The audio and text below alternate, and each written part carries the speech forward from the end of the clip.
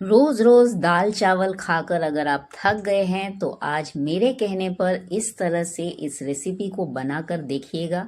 रसम premix का powder आज हम बनाएंगे। अगर आप एक रसम लवर है, आपको रसम खाना बहुत पसंद है, या फिर आपको टमाटर रसम खाना पसंद है, या फिर रसम वड़ा खाना पसंद है, किसी में भी इस पाउडर को मिक्स करके बना लीजिए। झटपट से बनके तैयार हो जाएगी। बस 1 मिनट लगेगा आपको। सिर्फ गर्म पानी में इस पाउडर को मिक्स कर देना है और कुछ नहीं करना है। तो hello everyone, welcome back to my another cooking blog channel. I hope all of you are doing well. तो चलिए वीडियो को शुरू कर लेते हैं। सबसे पहले मैंने एक कढ़ाई ले ली है और मैंने गैस चालू कर दिया है। अब मैंने इसके अंदर डाल दिया है 1 कप जितना तुअर की दाल। 1 कप यानी कि 125 ग्राम के हिसाब से होगा। आप अपने हिसाब से कम ज्यादा क्वांटिटी में बना सकते हैं। मैंने यहाँ पर आज 125 ग्राम जितना तुअर की दाल ली है, यानी कि 1 कप तुअर दाल लिया है। अब इसको हम 1-2 मिनट तक भून लेंगे। इसका कलर चेंज नहीं होना चाहिए, बस इसको अच्छी तरह से गर्म कर लेना है हमें। 1-2 मिनट तक मीडियम फ्लेम में अच्छी तरह से इसको भून लेंगे और जैसे ही अच्छी तरह से गर्म हो जाए हम इसको एक प्लेट में ट्रांसफर कर लेंगे। ध्यान रखिएगा, जब भी प्लेट में ट्रांसफर करें तब दाल अच्छी गर्म होनी चाहिए। अब उसी कढ़ाई में मैंने ले लिया है 2 कप जितना साबुत धनिया और इसी के साथ मैंने ले लिया है आधा कप जितना जीरा। अब इन दोनों को अच्छी तरह से मिक्स करके भून लेंगे। ध्यान रखना है, जिस कप से आप सब सामग्री ले रहे हैं उसी कप में हमें सभी चीजों को लेना है। इसको भी हम मीडियम फ्लेम में अच्छी तरह से भून लेंगे। इसका भी कलर चेंज नहीं होना चाहिए, बस इसको अच्छी तरह से गर्म कर लेना है। 1-2 मिनट तक इसको भून लेना है।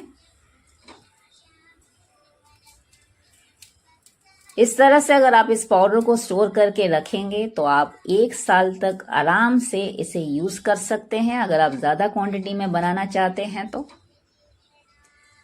तब 1-2 मिनट हो चुका है और अच्छी तरह से ये गर्म हो गए हैं और अब इसको हम एक प्लेट में ट्रांसफर कर लेंगे।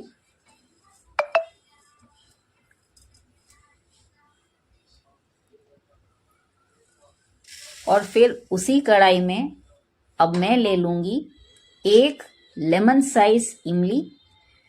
इमली को अच्छी तरह से निकाल लेना है। इसके अंदर जितने भी जो भी तार जैसे होते हैं इसको निकाल के अच्छी तरह से साफ करके इस तरह से इस कढ़ाई में डाल के इसको भी थोड़ी देर तक भून लेना है, जब तक कि इसका गीलापन थोड़ा ना निकल जाए। इमली में थोड़ी नमी सी होती है, इसके लिए इसको हम थोड़ा अच्छी तरह से भून लेंगे।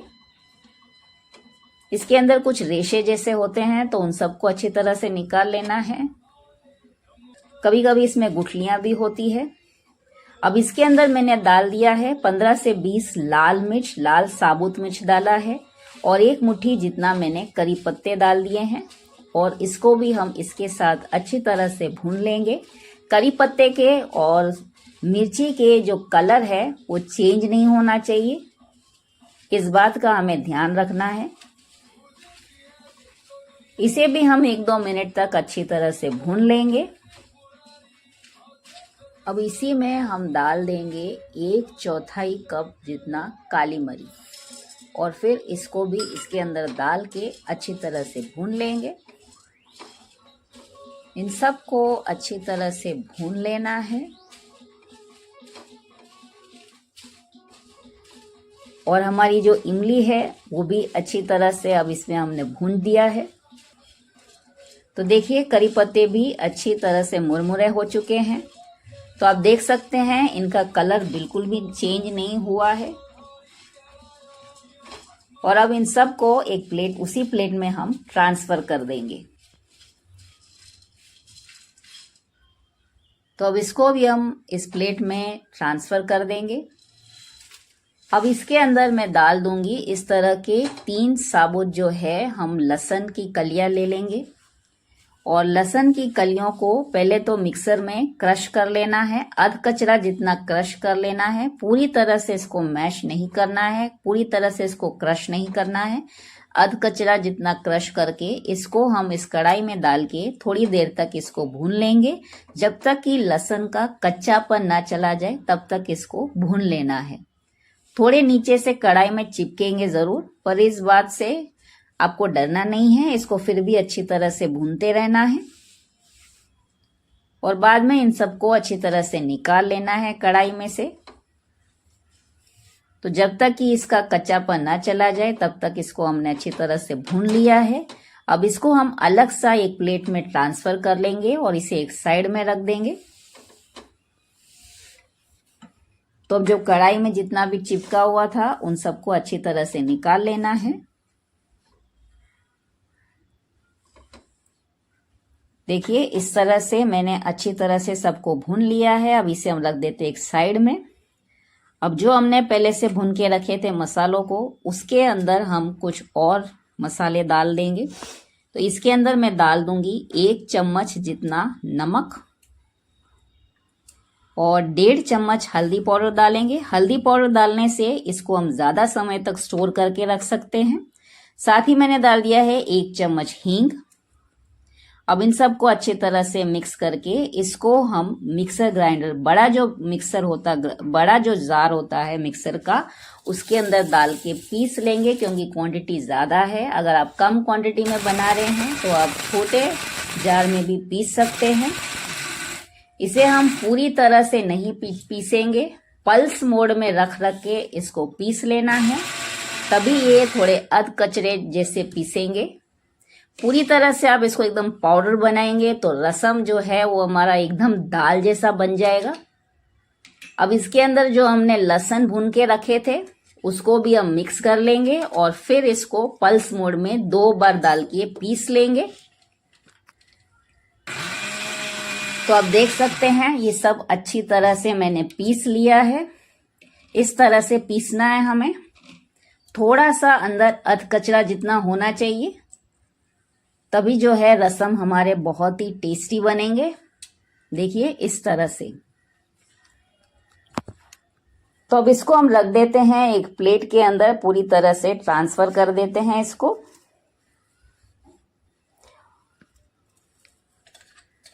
और इसे अब हम दे देंगे एक तड़का।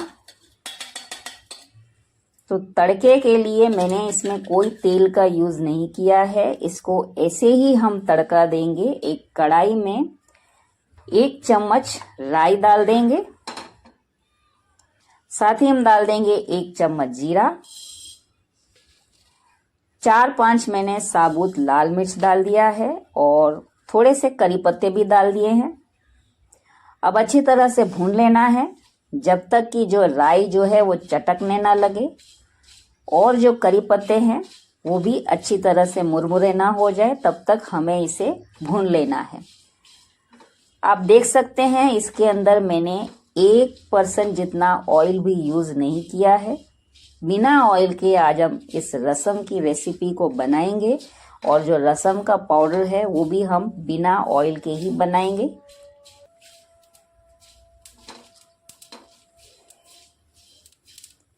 तो अब आप देख सकते हैं राई भी अच्छी तरह से अब चटकने लगी है और जो करी पत्ते हैं वो भी अच्छी तरह से मुरमुरे हो चुके हैं।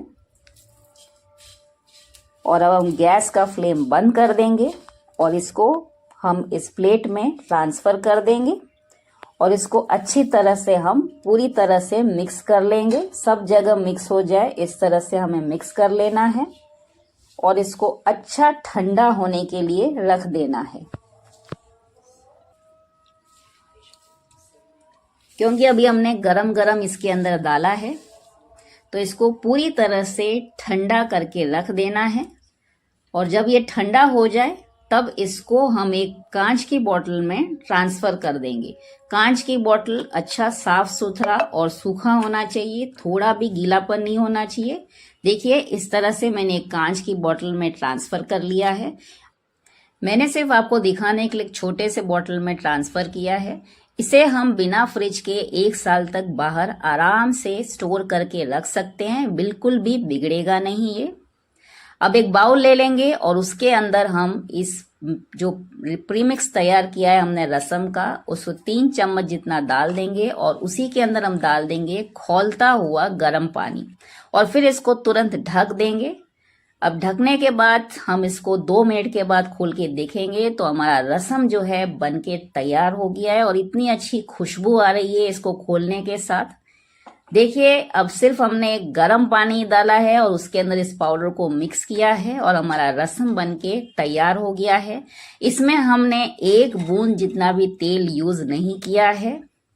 तो आप देख सकते हैं रसम बहुत ही टेस्टी बने हैं।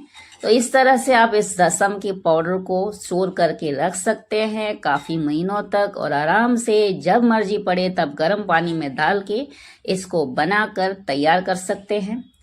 इसी रसम के रेडी मिक्स पाउडर से आप टमाटो रसम बना सकते हैं, आप दाल रसम बना सकते हैं, चाहे तो रसम वड़ा भी बना सकते हैं। आपको जैसा भी रसम पसंद हो आप बनाकर खा सकते हैं। अब ऊपर से मैंने थोड़े से हरे धनिए डाल दिए हैं। अगर आपको दाल रसम बनाना है तो आप दाल को उबाल लीजिए और इसके अंदर रसम पाउडर डाल दीजिए, आपका दाल रसम बनके तैयार हो जाएगा। तो आप लोग को ये रेसिपी कैसी लगी? अगर अच्छी लगी हो तो प्लीज वीडियो को एक लाइक जरूर कर दीजिएगा और शेयर करना बिल्कुल ना भूलिएगा। मैं मिलती हूँ नेक्स्ट नई रेसिपी के साथ। तब तक के लिए टेक केयर, धन्यवाद एंड बाय बाय।